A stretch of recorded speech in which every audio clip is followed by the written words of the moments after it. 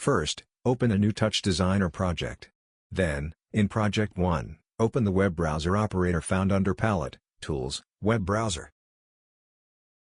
Right-click on the operator and select View to open the View window. Next, go inside the web browser operator. Here, you can copy and paste the tox files you want to add. Let's start with the ClickTox. A button box will immediately appear on the web browser page. You can drag it to the position where you want to simulate a click. Under the parameters, you can change the color and name of the box. Now, you'll need a trigger chop to simulate the click. Let's use a keyboard and chop. Link it to the button container. Now, if you press 1 on your keyboard, a click will be simulated on the web page where you place the button box. You can add as many buttons as you want by dragging other tox files and assigning different triggers. Let's look at another example. On this camera control web page, we want to simulate a click, hold, and drag. Copy and paste the tox file into Touchdesigner.